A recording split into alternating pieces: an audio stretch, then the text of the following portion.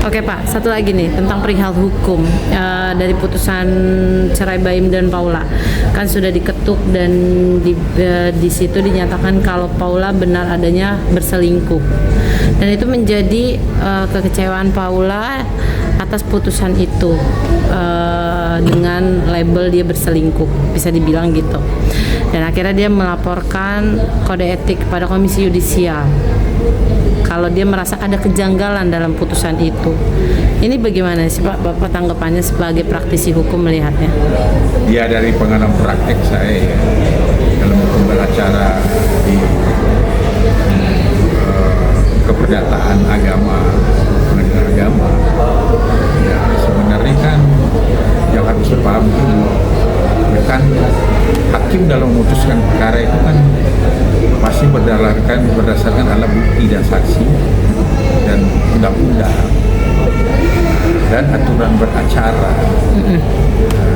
Jadi ya KY, Komisi Yudisial itu kan kalau dilapor ke KY, menurut saya itu salah. Maksudnya salah apalah, salah strategi. Karena apa? KY itu kan dia kan semua komisi pengawasan hakim ya di bidang etika hakim dan perilaku hakim. Nah, kalau keputusan ini kan kalau yang dilaporkan keputusan, nah ini keputusan ini kan ya nggak bisa diuji oleh KY. Yang bisa menguji itu adalah upaya hukum, namanya upaya hukum banding ke pengadilan tinggi. Nah, banding ini kan nanti ya dia kan diberi hak untuk membuat memori banding.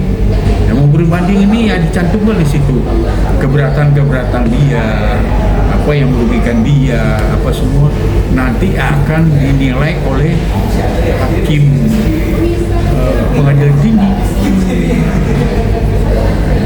Juridisfaksi.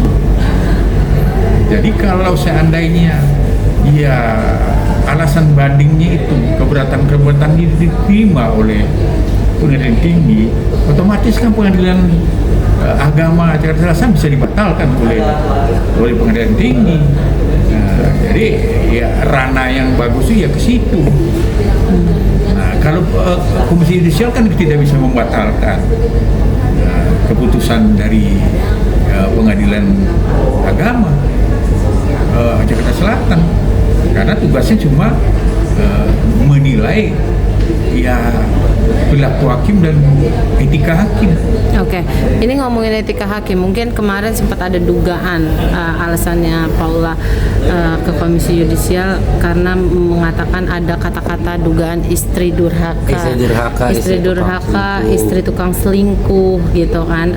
Jadi itu mungkin salah satu alasan Paula untuk melaporkan ke Komisi Yudisial terhadap etika seperti itu. Alasannya karena dia memikirkan mental anak-anaknya, karena jejak digital itu kan akan panjang gitu. Ini gimana Pak? Ya pertama yang harus dipahami itu kan hukum beracara ya.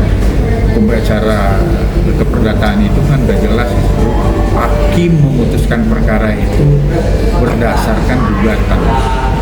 Nah, di gugatan itu kan seorang penggugat itu kan membuat gugatan.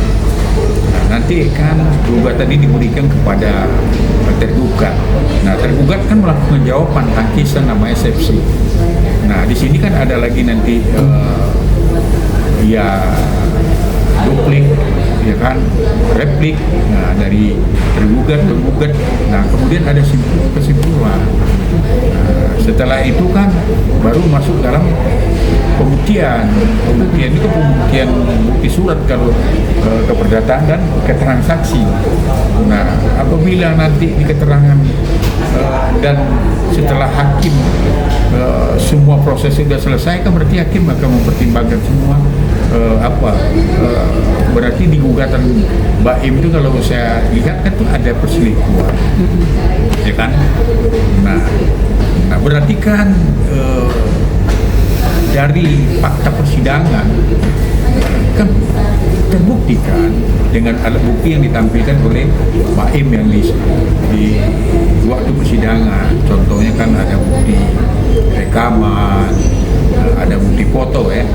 Nah, berarti kan, nah ya hakim memutuskan perkara itu kan berdasarkan ya alat bukti itu.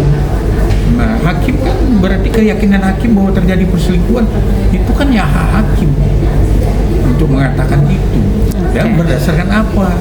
Gugatan. Nah, hakim itu memutus perkara kan berdasarkan gugatan. Nah, kalau tidak ada dalam gugatan, hakim tidak boleh memutuskan perkara itu. Misalnya nih, kita menggugat nih, hakim tidak boleh melebihi dari gugatan, dari isi gugatan itu.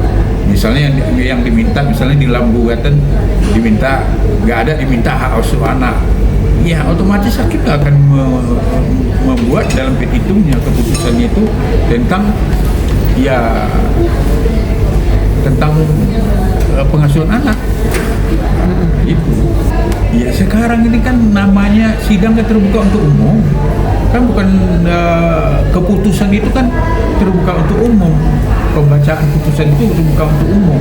Dan kemudian hakim memutuskan perkara kan berdasarkan ya dalil-dalil gugatan kan dari Baim dan dibuktikan di fakta persidangan. Ya, kalau menurut saya ya keputusan itu bisa diuji cuma oleh pengadilan yang lebih tinggi, itu ya Pengadilan Tinggi Agama Jakarta, bukan ranahnya KAI.